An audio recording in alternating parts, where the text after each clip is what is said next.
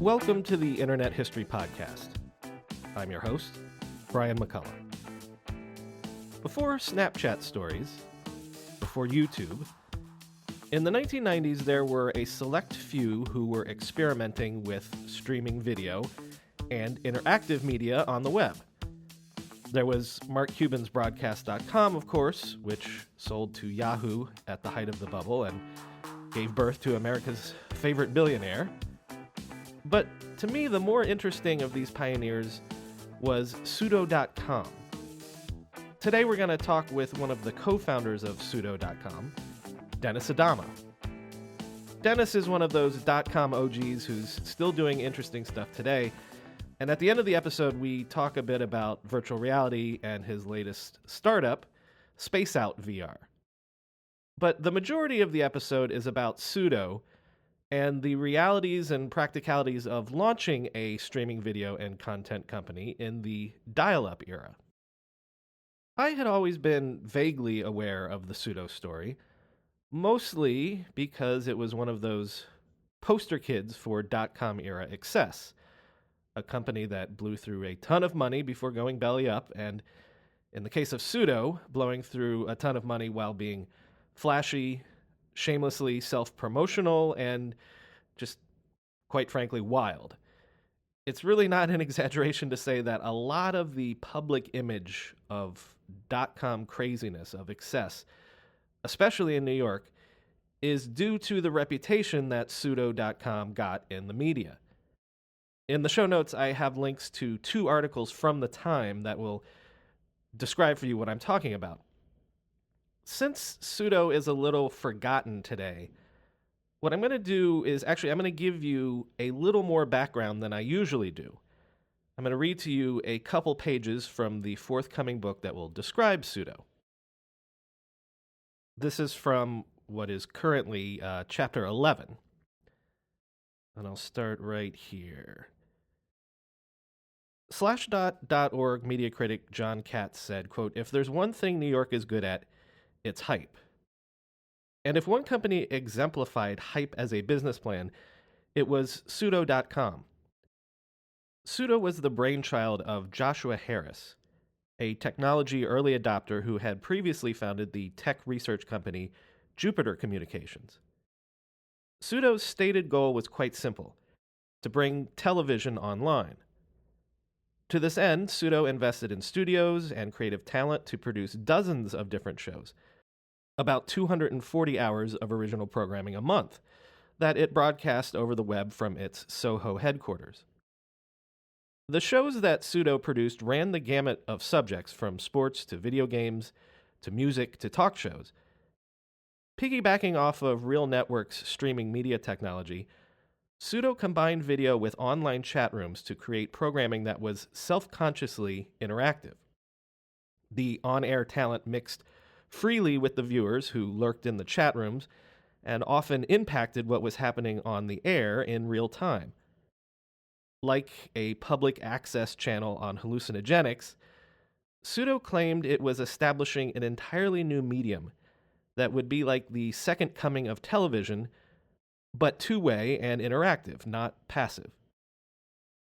It pioneered the televising of online video game competitions, branched out to real news coverage of the 2000 Republican National Convention, and broke traffic records for online streaming when it covered the Mars Polar Lander in 1999. Founder Harris was not shy about his ambitions for Pseudo. Quote, "My merry band and I are attempting to become the first internet pop stars." He said that he considered his competition to be, quote, Ted Turner, Michael Eisner, Rupert Murdoch, and Sumner Redstone when he's not sleeping. But if producing television for the 21st century was the stated goal of Pseudo, the delivery method seemed to be a 24/7 never-ending party. Harris and Pseudo became, briefly, ground zero for the New York City art scene, and Pseudo's regular events and parties put Pixelon's Las Vegas bash to shame by rivaling the artiness and excess of Andy Warhol's factory. Harris actually said, quote, "I think I'll be bigger, actually, than Andy Warhol," end quote. Often dressed up as his alter ego, a horror movie clown named Lovey, Harris claimed that throwing parties was his personal art form, and he put himself front and center at most events. The parties were the main calling card as well as the primary content for Pseudo's streaming channels. Many who attended came to suspect that partying might actually be the raison d'etre for Pseudo's entire existence.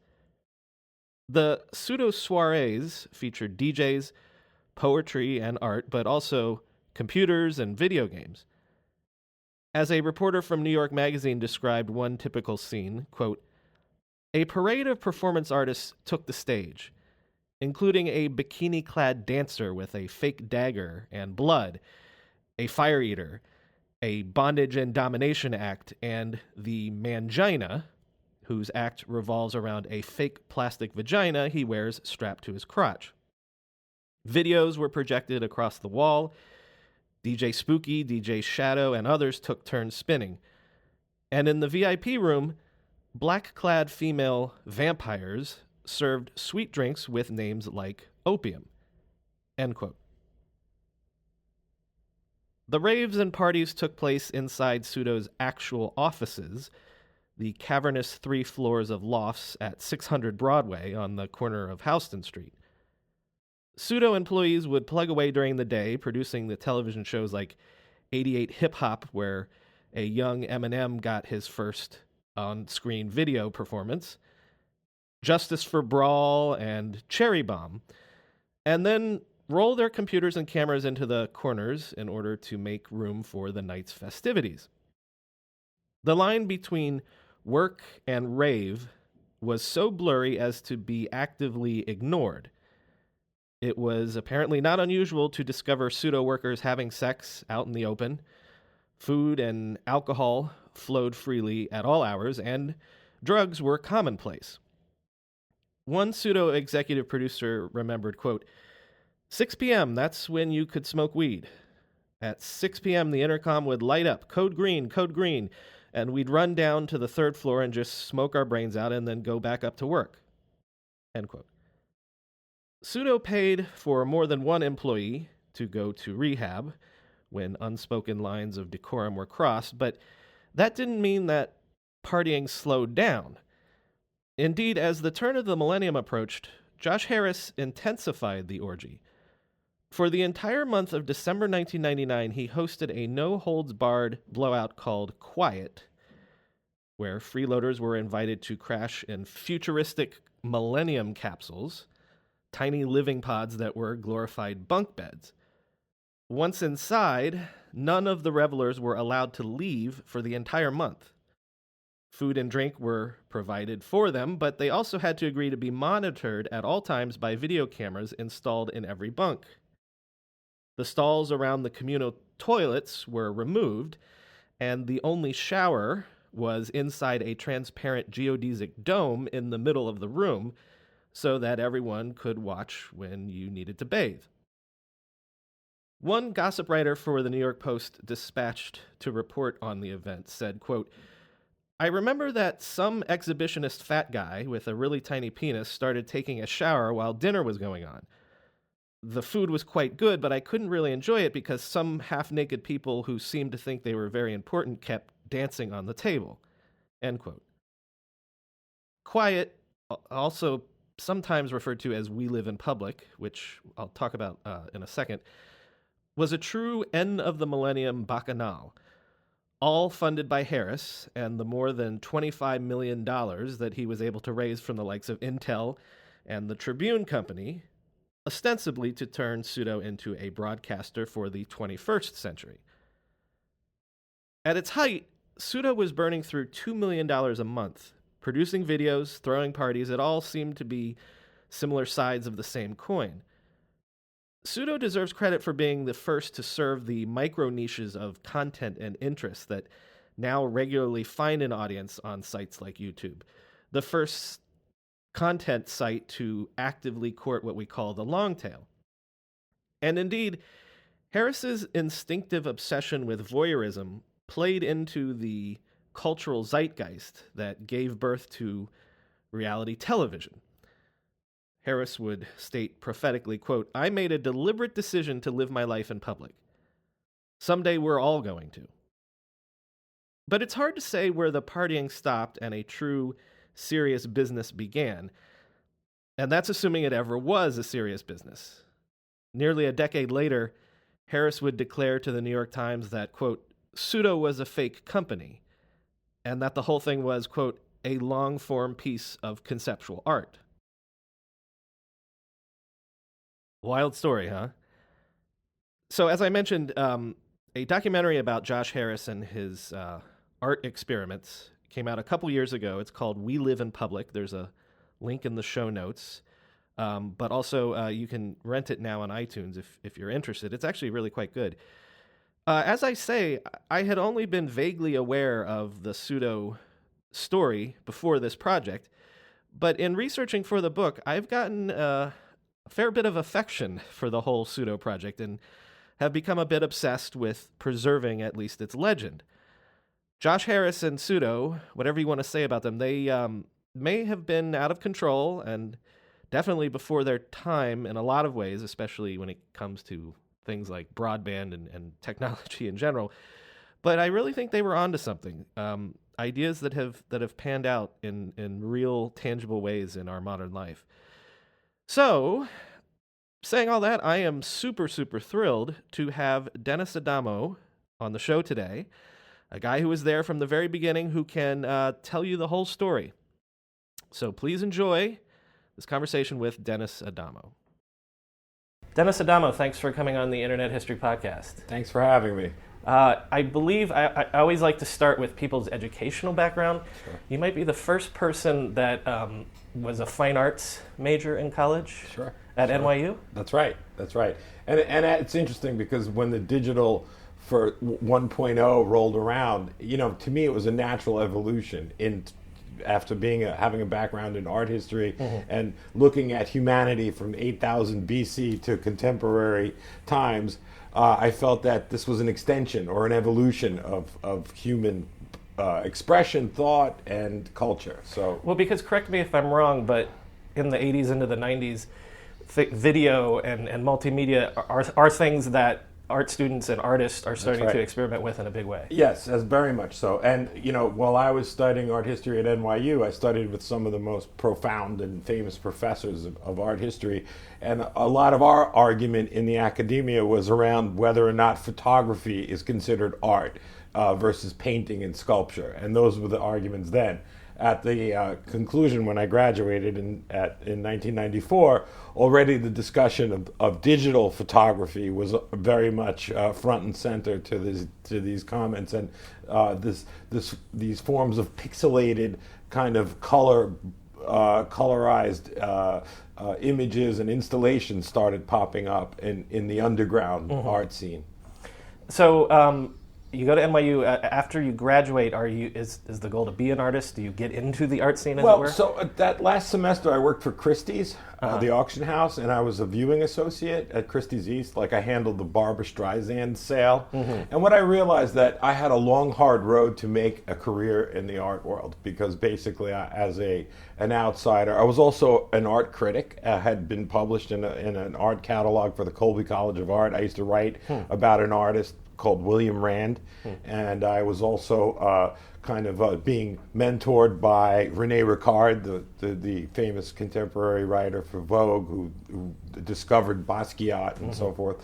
So I was kind of very much in that art scene, but I also realized that there was a broader opportunity, especially with the advent of interactive multimedia, which basically blew my mind in 1994. So I got engaged with a company called Vidix, who was based in Mexico City. We met at a party, and the next day decided to fly to Mexico City because my friend thought that it would be great to have a New York operation. We were creating Compact Disc Interactive, which was the precursor to DVD. These were educational titles, K through 12, trilingual. At the time, millions of TV resolution, but interactive. And it was a big deal because at the time we only had Laserdisc or CD-ROM was barely in existence. And that was around 1994-ish. Right, and I've spoken to a couple other people about this, but it's not a big industry, but it's an industry in New York at the time. This creating That's right. Multimedia for art purposes, for educational purposes. That's right. Voyager is here. Sure. So just if you could just go into that a little bit. Is it a sense that there's this generation of people working on this, and then when the web comes along, it's obvious to everyone, oh, we can do what we're already doing, and let's just port it over here to the web. Sure. One thing about New York at the time, we were very influenced by media and media culture, especially the influence of both, broadcast, television industry, plus Madison Avenue was strong and influencing us on many levels, especially in visual arts and communications. I think that made a perfect storm and an opportunity for digital art, digital media production and post-production especially to really flourish in this city. I think more so than Hollywood, this town was really embedded in the post-production side. So you had massive loft studios all around, and they still are, they still exist, doing the actual post-production of major Hollywood features. So you had that culture right on hand. And there was a good mix with interactive multimedia production. And does that bleed over into the art community as well? Very much, very much. So, look at the high arts at the time of Namjoon Paik, for example, being a mixed media, but focused on the visual television, a lot of influence around the music scene. So a lot of these, what I call the electro culture happened to be consisting of multimedia artists who would perform inside of installations that didn't really exist. And there were several major art groups that have come out of that, which today, really, if you looked at Burning Man, the composition of those elements were all, I think, born in New York City.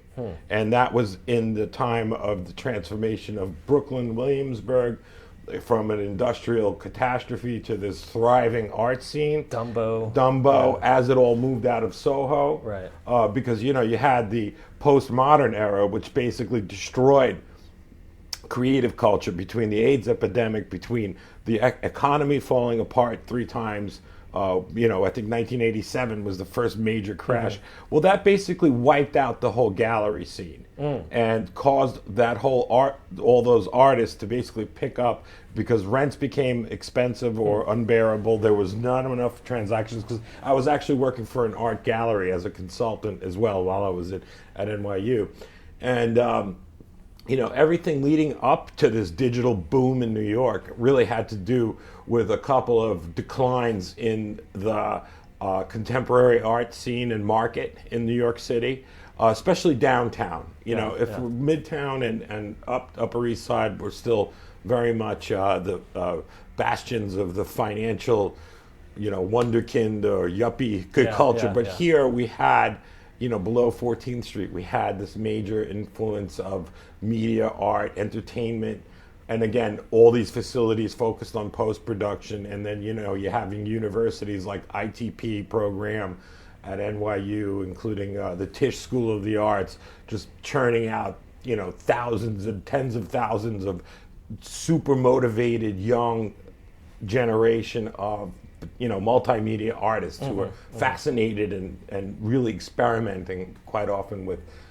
analog tools to create digital installations, which was kind of ridiculous. I mean, when I got into multimedia, the processor was the top of the line processor for your computer CPU was 44 hertz. Right. You know, now we're talking gigahertz. In the 286, 386 era. Exactly. Yeah. So that was where we were coming out of that. At the time, the authoring platforms were limited to like a silicon graphics machine. So I'll just tell you a quick story. One of the most beautiful and incredible events we produced at Pseudo was this event called Pseudo Immersion with Merce Cunningham.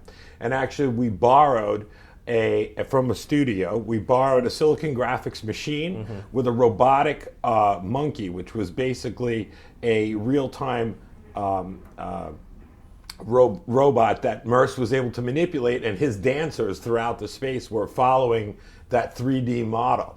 And the amount of horsepower required to run that in 1995, I think the machine itself was like $60,000. Yeah. You know, and things like that. It was probably like a 1 gig drive, you know, with which today is like basically half an iPhone. So that's what the kind of conditions. Perfect. So, unless I'm yada-yadaing over other details that get you to Pseudo that are important, I wonder if it's better to... Maybe I'll ask, how did you know Josh Harris? So, interestingly, another side project of mine while I was at NYU was this live jazz poetry concept we came up with called Fish Tank. So it was myself and about 5 other live jazz artists, and the idea was to show up at nightclubs, do open mic poetry readings with musicians. And it created this really funky bohemian kind of kooky atmosphere. And these were happening at bars on the Bowery and the Lower East Side, but we also put together a quick little photocopy magazine together that you would basically pay $5 to enter and you'd get a magazine. So myself, Derek Mitchell, Hill Cato, Barry Sacamano, Robert Galinsky, Spiro, and you know, we were the core bunch. So at the time I traveled, right after university, I traveled to Mexico City to go work on that interactive multimedia project. And I was in Mexico City for 3 months. When I got back, everyone was saying, "Hey, Dennis, you have to meet Josh. We're doing a fish tank at his loft, his new loft. It's empty, it's trashed. Let's do it." I'm like, "Who's this Josh guy? What's going on?" So I at the time, I had written the business plan to launch this Vidix product in America with Polygram Family Entertainment. They already said, yes, we'll take all the titles. So I was just basically in New York, coming back to New York to set up shop, and Polygram canceled CDI. So Philips moved off the CDI platform within 6 weeks. All contracts off, all bets are off, just like today in any technology obsolescence situation. And I was kind of still walking around with this business plan, and by August, I met Josh, and I said, "Josh, you know, this is what I'm doing. It's an educational compact disc product." Now, he had been the chairman and founder and CEO of Jupiter Communications. So he just started, like literally that week that I met him, he just got the confirmation to set up Jupiter Interactive, which was supposed to be the interactive agency of Jupiter Communications. The first funding came from Prodigy, and it was based on Josh's idea. So Josh had been writing about AOL, Prodigy, CompuServe as an analyst for research papers since 1992. He actually wrote the report, the 1992 AOL report, put AOL on the map. Right. And the whole story, in a nutshell, was that AOL is a different kind of company because they're communications-based versus CompuServe, which was dial-up. Their interest is dial-up. Prodigy's interest was shopping, banking, travel. But AOL is different because AOL is a communication service. And in and of itself, he was right, 100%. Josh pitched Prodigy Network to write a new chat software called Instant Messaging. So they greenlit it. A guy by the name of Scott Kernick, who I think went on to become the CEO of About.com. Yeah. Right. So Scott wrote us a check, And basically, Josh got the check, rented this 10,000 square foot loft on the corner of Broadway and Houston. Just down the road. Yeah. So we had the first fish tank. I walked in with my business plan, like in a horrible dot matrix printed out piece of junk where you have to pull the edges of the paper off that are perforated. Right. And I said, Josh, this is my plan. Maybe we can do something together. He read it and he said, what do you want to make encyclopedias? Listen, he like threw it aside and said, why don't you set up here? I'm making chat software. We'll do it. I'm like, okay. What the hell is chat software? Fine. So at that time, Jacques Teger, he was an animator, but Josh had already been working this direction. He was actually working on virtual worlds and virtual avatars and a project called Launder My Head, which is very important. So he had this whole concept and background. Now, Josh was very forward thinking. Did he have an art background? No, he's a business analyst. Right.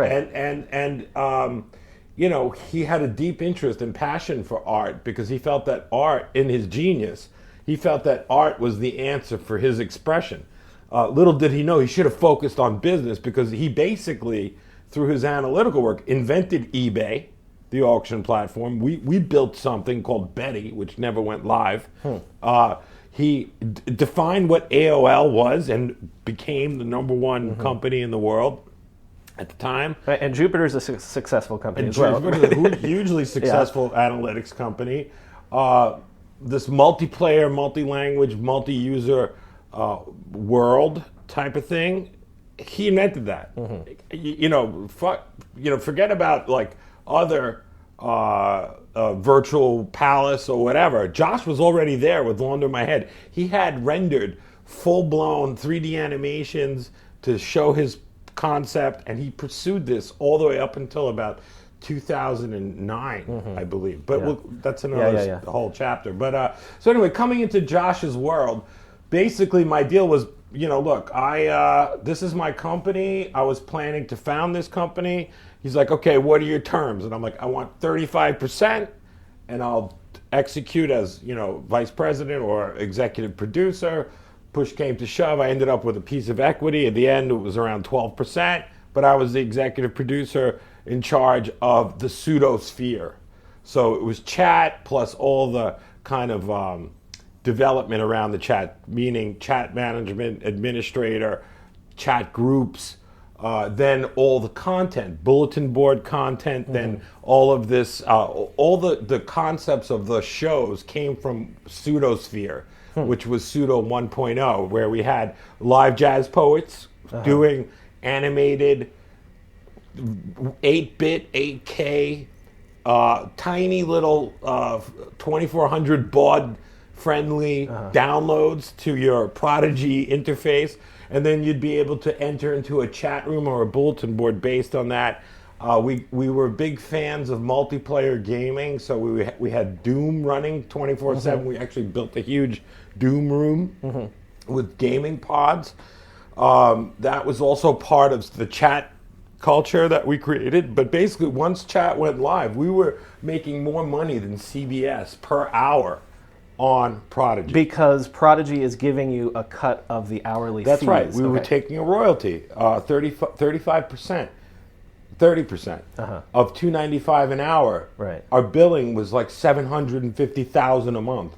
Right. I had read that you guys are just printing money. Just printing money, and it was a great business because it becomes your chat room, your environment. Correct. Are the most popular part of Prodigy. The most popular because we produced it. Because I sat there. Basically, I went from working like 80 hours a week to like working 100 hours a week because basically. What happened was once the chat rooms went live, they had to be monitored, administrated.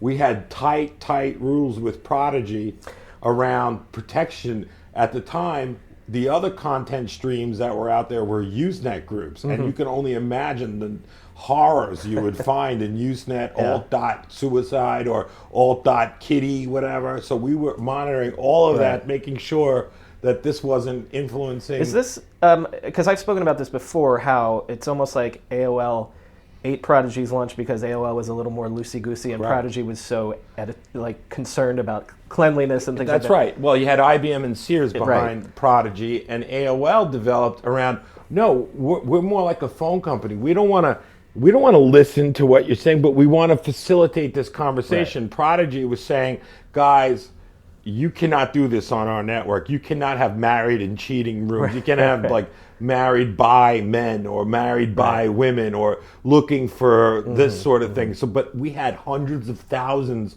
of people at the time. So, right, was this an attempt by them to loosen up and go more in the That's right. direction? Okay. With that, the CEO was removed. Ed Bennett came in as the new CEO of Prodigy, which was a massive transaction in preparation for Prodigy to be sold by IBM and Sears. They had enough.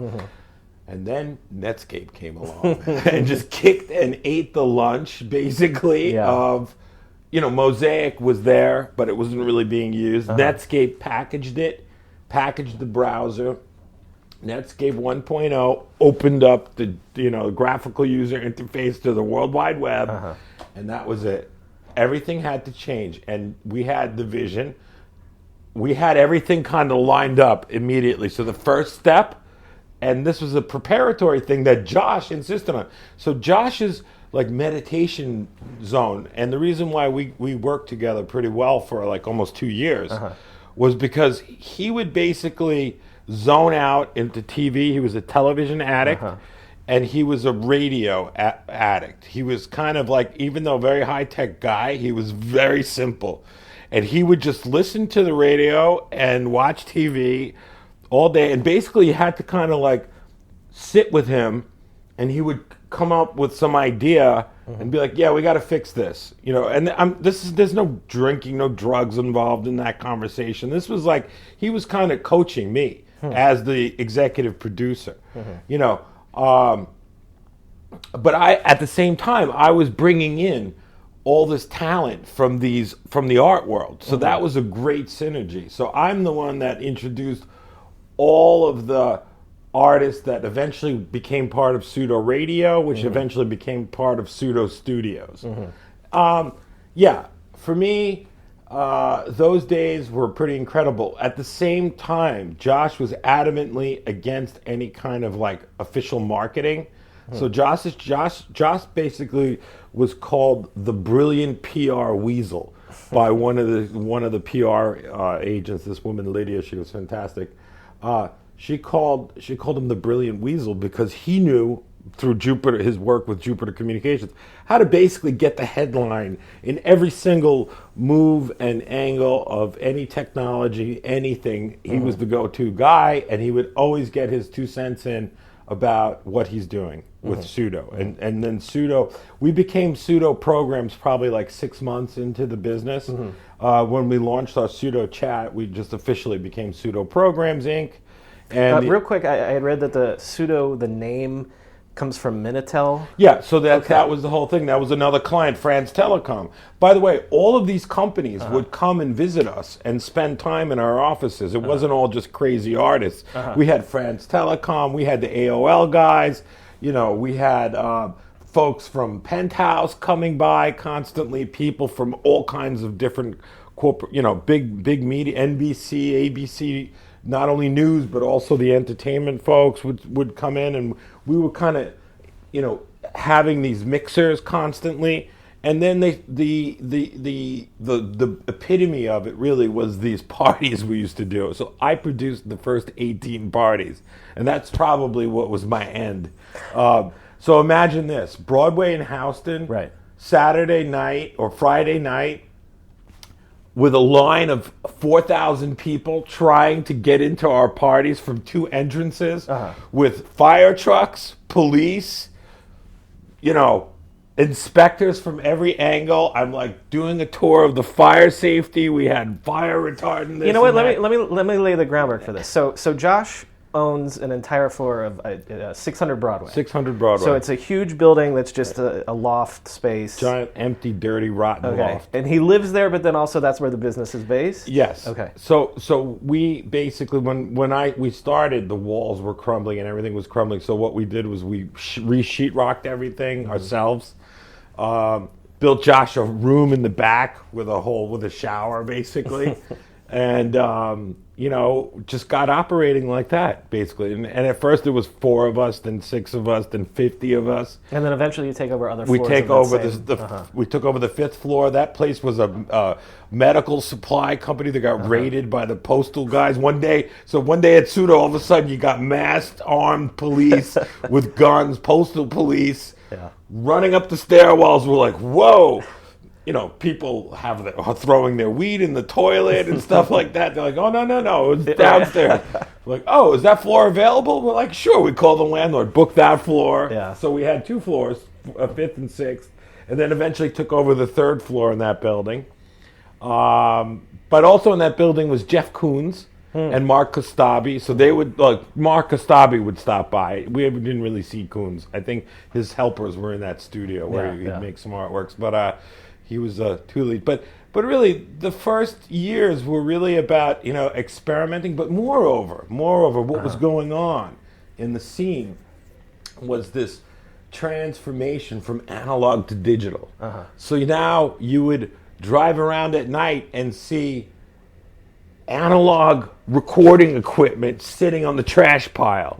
And we would be like, oh my God, let's grab that crazy mixing board and go up and try to connect it to a computer to record some freaky weird sounds that we would then amplify and take a regular guitar, a special effects device with a microphone to a speaker and have it reverb, and we started making drum and bass. Right, because nobody would know that was being composed in real time.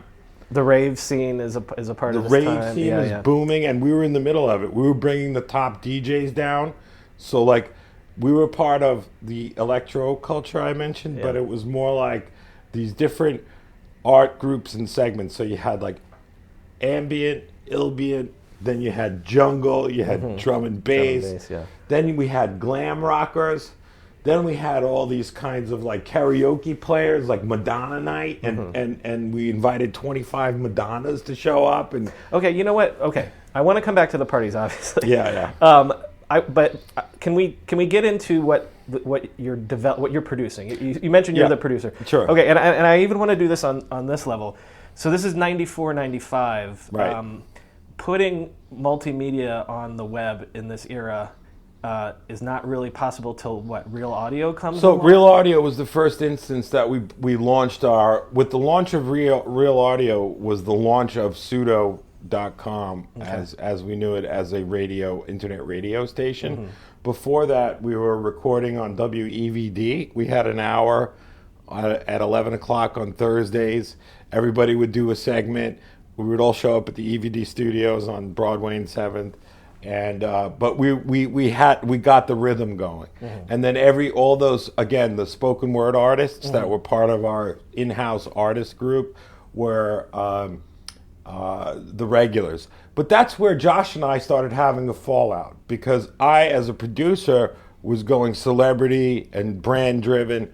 So I was brought in Fred from B-52s. I had a celebrity booking agent that brought Big Audio Dynamite and brought all these great people who were eager to get involved with the internet. And Josh is totally freaked out, oh man, these guys aren't real artists. We're artists. They're not artists. They're commercial. And I'm like, are you crazy? These people sell multi-platinum records. You don't sell any records, bro, Well, so are these, if you have Fred from the B-52s come in, is it a show in the sense that, if I'm a user, I'll know that tonight at 9 p.m. or That's something, right.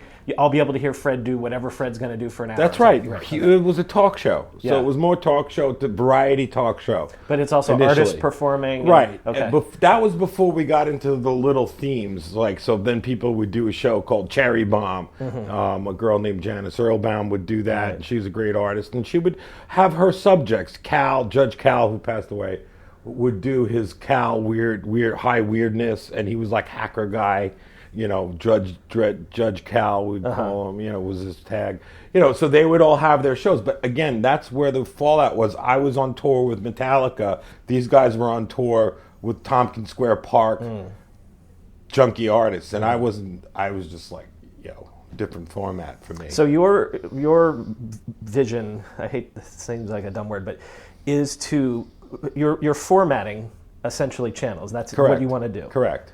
And is the ultimate goal to create a regular stable of shows? Yes. So the transformation from so just to talk about what happened to the chat transforming, getting killed by the internet. So basically, within the first 3 or 4 months of Netscape, basically like 90. So Prodigy started to compete with the dial-up business, which basically said, you just pay for connectivity now, and you don't pay for the Prodigy service anymore. So all of our $3 or $2.95 an hour went away. Yeah. Right away. That was the first instance. But the Prodigy service still existed, and we were still running the chats, and the hours were incredible. But gradually, the first instance was then the competition between the dial-up services. So then they started doing 3 months free, 4 months free, and they just sank themselves right into a hole. AOL became the dominant player because they had the widest audience at the moment, so they survived versus CompuServe and Prodigy. Prodigy eventually got sold to Carlos Slim Helu, so we completely bailed out of that mess. So that must have been around 96. By January, well, by December, I guess November, December 95, we already had about 12 areas of content development in play, including the shows. So we had all these performance artists. We were doing weird installation art like Romper Zoom. It was like an adult romper room type of show.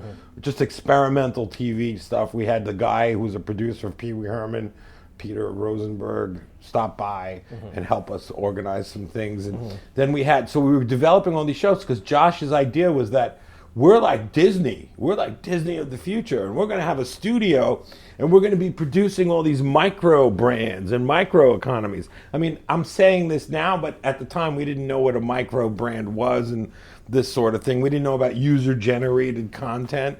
But that's really what it is. Right. And then he went on to do Operator 11, but that was after. But the point was here at Pseudo, the idea was to create a studio environment, to produce these micro brands, to reach out to audiences through PR and kind of this brand marketing, which was developed, really emanating out of our events and parties and so forth.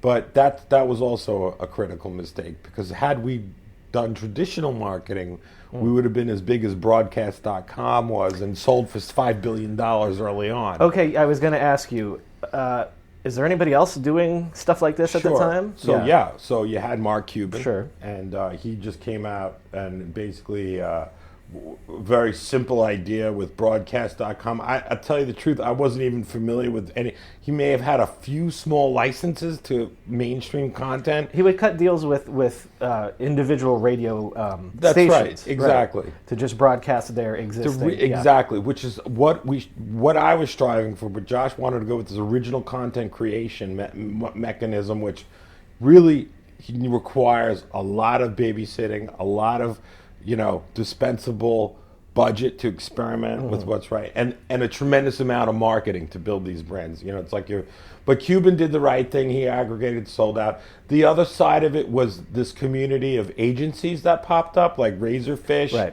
And then you had Total New York, which then became, Adeo Resi's company, which he then sold to another agency. And you had these roll-ups happening in Manhattan, within another friend of ours, Mike Diamond, sold his web design company. And, we had others like Phil Kaplan had Fucked Company, which was out there really stimulating a lot of the up and down side of the internet. So between news companies and kind of like and then ultimately you had this whole movement around irreverent first person narrative content. So Word.com came out, and that's actually where I went to work after Prodigy. I went to work for Icon, which owned Word.com, which was a natural fit. We invented the Altoids interstitial ad, and it was a big hit. Where I worked with a guy named Sean Gold, who's a very successful digital marketer. But, that's the kind of community that had developed around all this. Let me come back to two more things to give credit for the innovations is what I'm attempting to do here. So you start out with streaming audio, but then when streaming video becomes available, you move into that as well. And because of your experience with the chat, if you have a show that's airing live, people can also be in the room chatting, interacting with the performers, each other. Okay, that's correct. Describe and that all goes back to the multi-user shared media environment that Josh had invented with Launder My Head. Mm-hmm. His whole concept was the fact that you can enjoy a piece of media with your friends and communicate with them while you're having this moment together, right? And his idea was people watching Gilligan's Island could then talk about the subtle innuendos of what everybody's what is the underground meaning of, or the subtle meanings of everybody's action and the characters in Gilligan's Island. That was his model, and he showed that movie, showed that over. We role played that. Launder My Head. We put on costumes and built helmets and walked around and did all that sort of stuff. And basically it worked, and that's where we are today with all kinds of different second screen things, and all of that emulated, I think. But I'm going to point out that you guys are doing this in 1996. And this was 1996, right. Yeah. So in 1996, do you have any ability to know how big the audience is? What sort of... Yeah, so we started...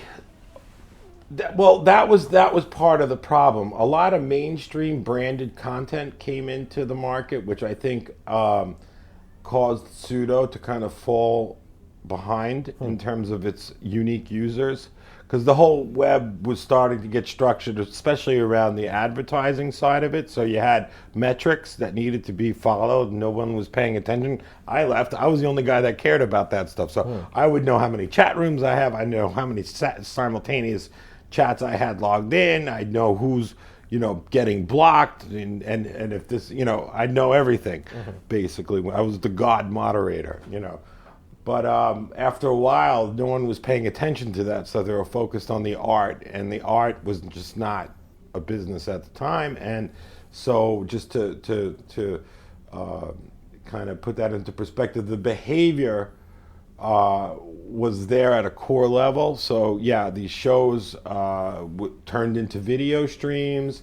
The video studio was set up. It was kind of working, but again, we got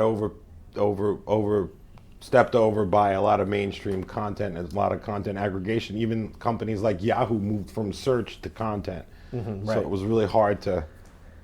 You mentioned business, and even researching it now, it's somewhat unclear to me to what degree Pseudo was ever attempted to be a real business. It sounds like that's what you were trying to do. Correct. Were you trying to go after advertisers at some point? So I was trying to develop audience, and I was trying to develop a brand that had a following. And especially as the market evolved into this open standard internet space from the closed, I didn't see any prospect for revenue other than sponsorship. So we got Yellow Pages. Yellow Pages sponsored us blindly but that was our first ad sale. Right. So we had Yellow Pages marked. I mean, they came into the office because everyone would come and visit us, and I had a quick conversation with the guy, and that's it. He sent us a check for $25,000, and every year we got a check, or every quarter or something, we got a check for $25,000 from them. We didn't really know what we were supposed to do with it, but we put their little banner on our radio broadcast, and that was it. No one was looking after that. But meanwhile, the rest of the economy was developing. Hard standards were happening with display advertising. Yeah, IAB and stuff like that. IAB was out there. You had all the metrics from search and so forth. Keyword marketing. That's all brand new. Then Google came along, of course. But that was part of the problem with Pseudo. There was no real uptick or stickiness with the audience, or the audience didn't grow. They went elsewhere. All right, so then let's get back to the art and the parties. So you do mention that you say you produced the first dozen or whatever parties. So what's the idea behind that? Is there a purpose to it, or is this just okay? It was really our form of brand marketing. So of creating PR, creating buzz, inviting influencers over to see what we were doing, who would then extend that out into their communities. So in New York, we were the hottest thing. Yeah. We were the hottest thing for the media industry, for the music industry, for the PR industry, for the news and tech industry. So we had hundreds and hundreds and hundreds of articles, hundreds of TV interviews. The idea was that we would throw parties around different technological concepts and also media concepts and also strange concepts that you would have associated with like a chat environment. So like, you know, this whole, like one of Josh's ideas was let's do a pseudo Madonna party. So a fake Madonna party. So we invited 25 Madonna impersonators to perform. And all around them, there was a stage, and then all around them, there was all kinds of weird installations of different Madonna-related art and stuff. And we had live gaming.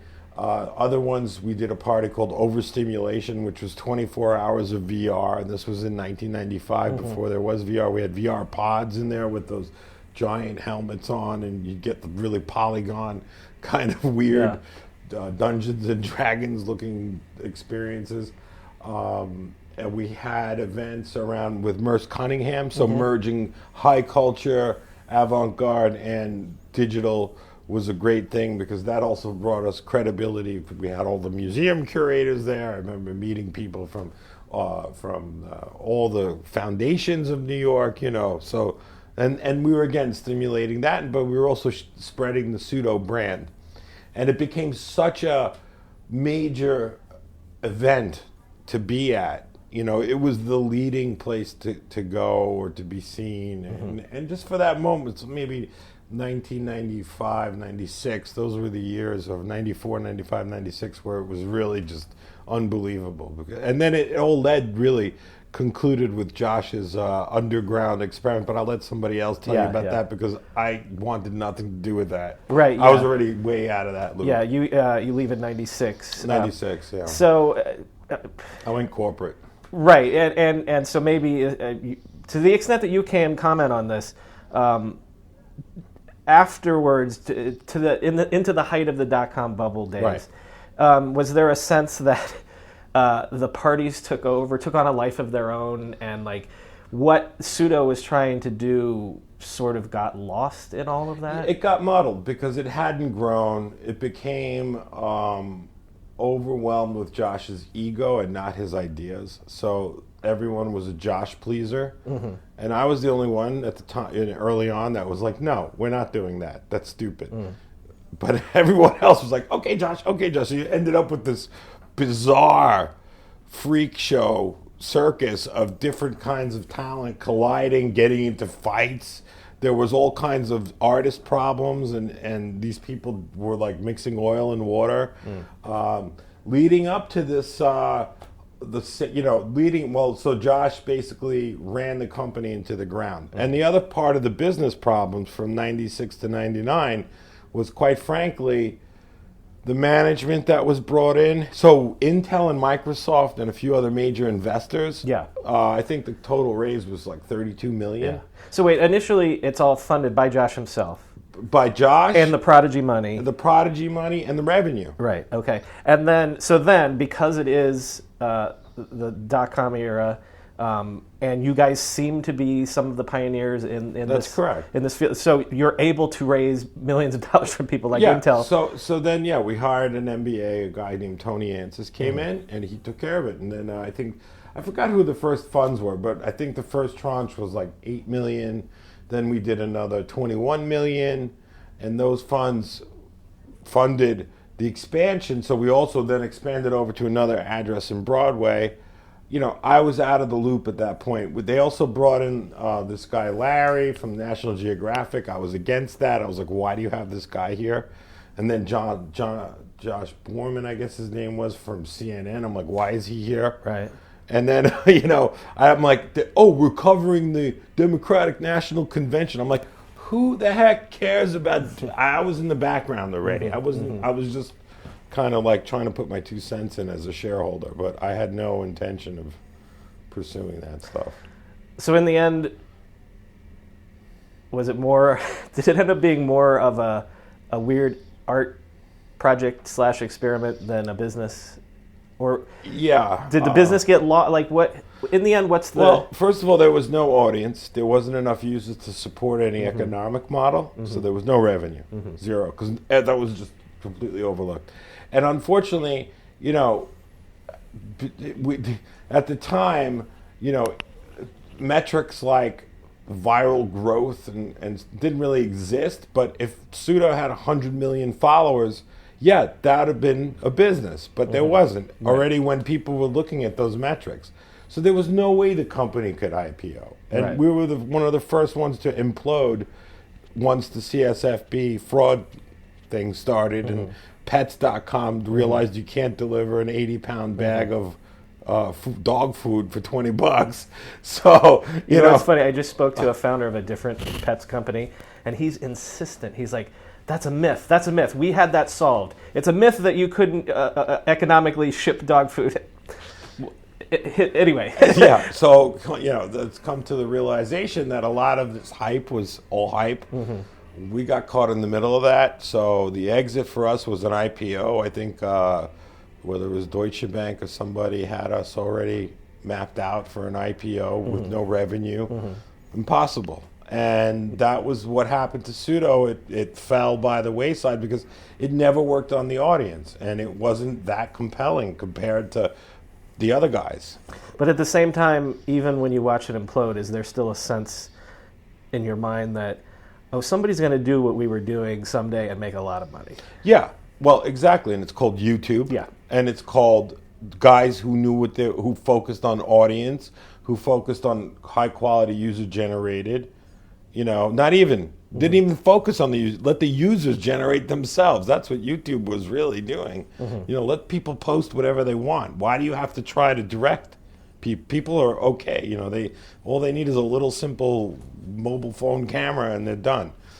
Josh was trying to be the Walt Disney, trying to create this talent. It's not going to happen, especially with this group. And sorry, you're not a Walt Disney, and you're not an Andy Warhol. You know.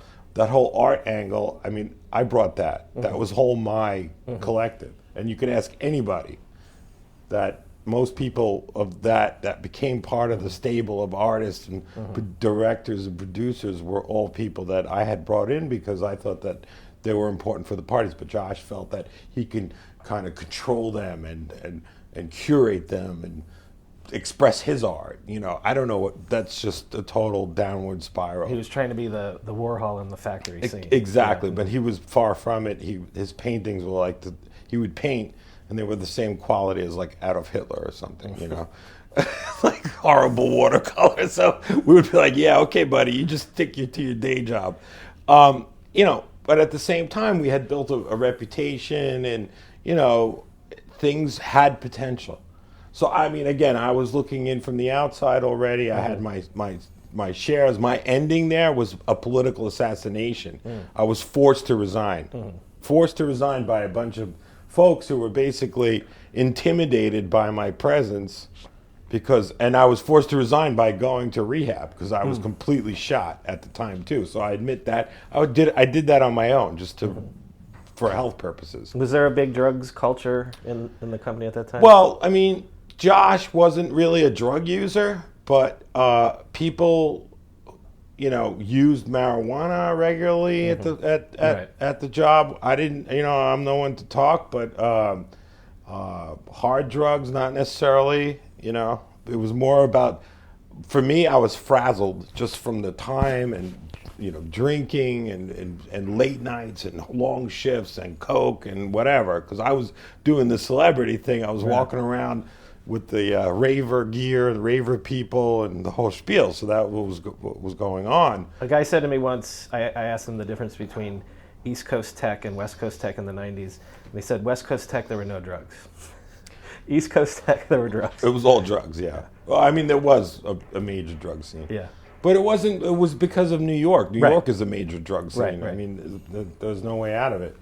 But it was kind of embedded in our culture, so it was really no big deal. There's no difference of going to a party at an art gallery than coming to a tech office party where people were doing drugs, smoking marijuana, taking ecstasy or whatever, or any club. But anyway, it really wasn't all about that to me. But at the end of the day, that was I was kind of like politically pushed out because all of those talent people thought that they can actually produce. But you'll see, the minute I left, the company just went down into a... So I want to bring us up to the present day so we can end with VR. So, you say you go corporate. Are you involved in another .com company towards the end of the 90s? So what happened was I went to Prodigy. I sat it out for like 6 weeks until the end of the sale to International Wireless. Once they took over, we left. I went to work for Icon CMT Co. and I became ad sales director of Word.com, and then Icon was also the regional Sun Microsystems VAR, value-added reseller. So I went through all my Sun enterprise training. So I started selling enterprise IT. That really and it is was going great. corporate. Yeah. And then so I was in charge of the MPEG. So I was and what was great was at Pseudo, I made all the relationships at Viacom, MTV. Oh, right, Those were my clients. I sold the Economist Group their first servers, web servers. Nobody knew what this was all about still in the corporate world. So I had that hands-on experience. And I said, this is a web page. This is a server. You need a server. You need a router. You need you need a connection. So that was great. So I made a pretty good business out of selling to media, publishing, entertainment, and gaming companies because they were huge in New York. I then went into management and IT consulting. I built projects like TheStreet.com, the content management system. My company was called Vision Consulting. But all of these were more or less startups. So Icon already was kind of a startup, which went public, which got bought by some huge phone company, I forgot. But, also, then the other company was Vision Consulting, which was an Irish-based management company on IT consulting. So I opened their office. Then I went back to work on Wall Street. Another startup, the Financial Commerce Network. Then another one called Venture Highway. Venture Highway, right. That's right. So Venture Highway was an investor matching platform owned by a licensed NASD broker-dealer called Curlin Securities.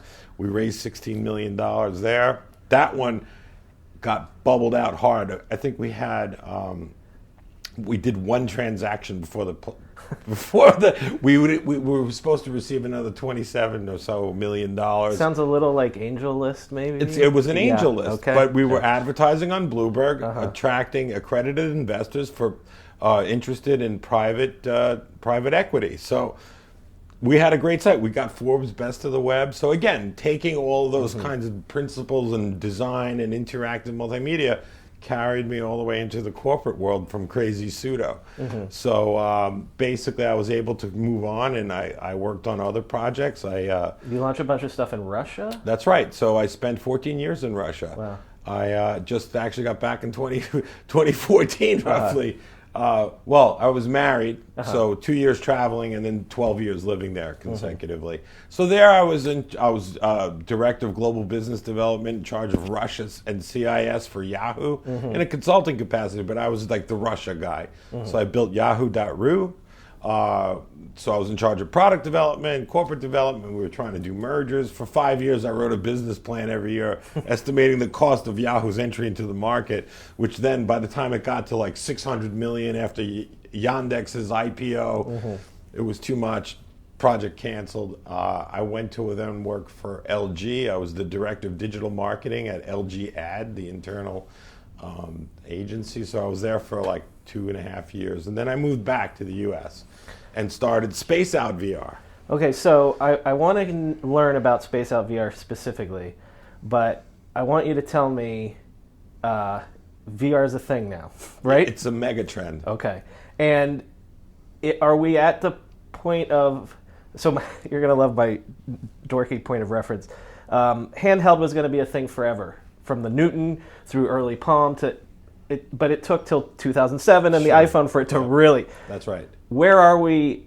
How far away are we from the iPhone of VR? So the Newton of VR was in 1993 with that experimental junk VR. Yeah. Today we're at the iPhone stage. Okay. Okay? Today we're in real time, high resolution, low latency, mobile, console, and PC-based VR that is just absolutely mind-blowing.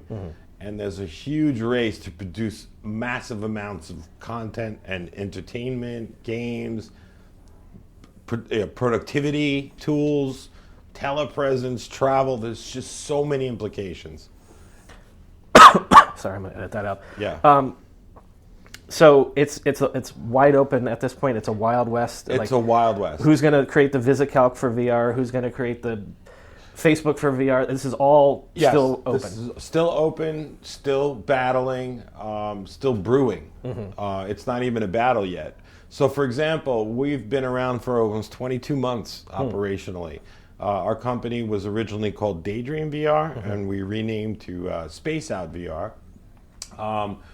We focused first on a very experimental, simple thing, which actually, the interesting story about here is that these are the three main founders are three pseudo guys. So it's myself, V.O. and Bush, and Ignacio Platas. So Ignacio, or Nacho, was part of an art group called La La Landia. Owen and I studied together at NYU. So he was film and media, I was art history. We knew each other. So when I was doing the events, I originally brought Owen in as a video DJ. He then joined the company. Nacho came in with his partner Gregor, DJ Olive, as a music, ambient DJs and sculptors. They were part of this art collective called La La Landia, then the Institute. So there were these little collectives. So Nacho came, and then Nacho went on to work with Josh on Operator 11, which is a whole entire other animal that Josh did in Los Angeles, which is still based on the original Wander My Head idea that's manifested itself for 25 years. Yeah. So that was that was it. Well, a listener to this episode, if they want to check out Space Out VR, what do you want them to check out? So go to the website, download the app. It's spaceout.vr on iOS and Android. It's free.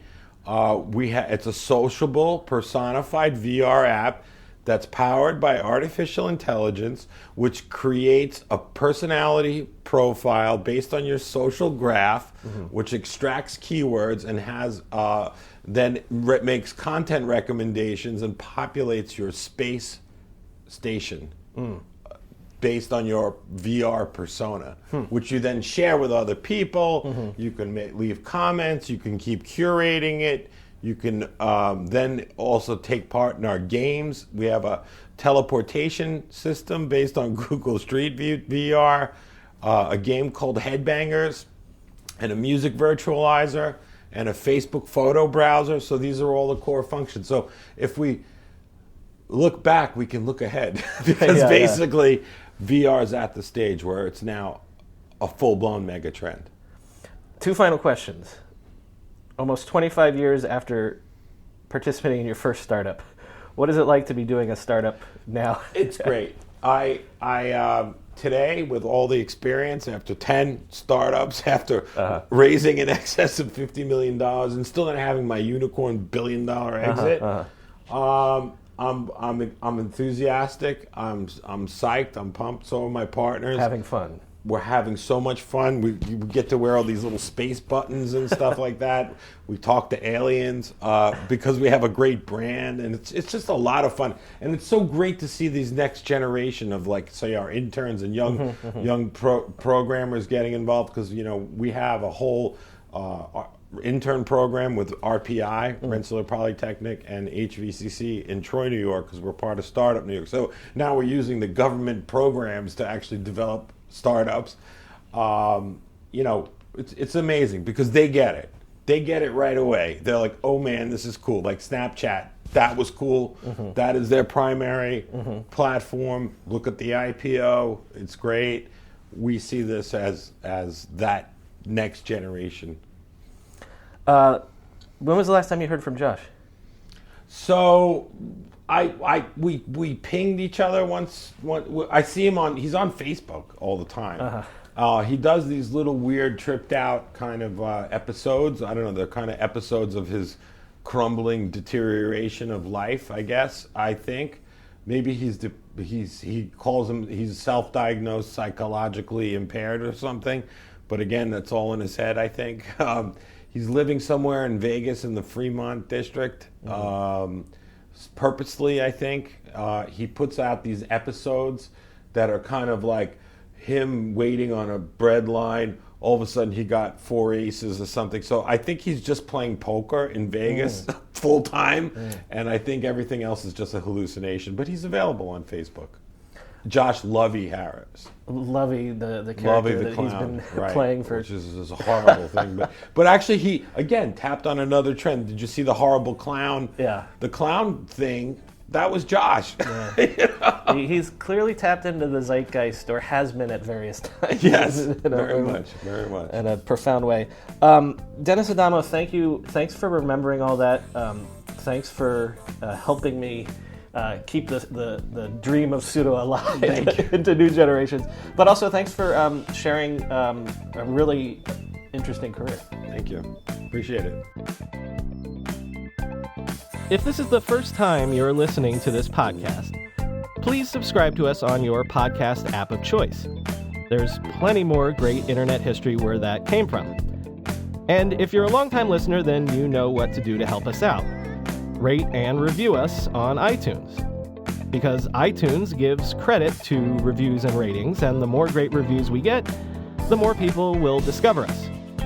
As always, there's more info on our website, www.internethistorypodcast.com. The show's Twitter handle is @NetHistoryPod, and my personal Twitter is @BrianMCC. Thanks for listening.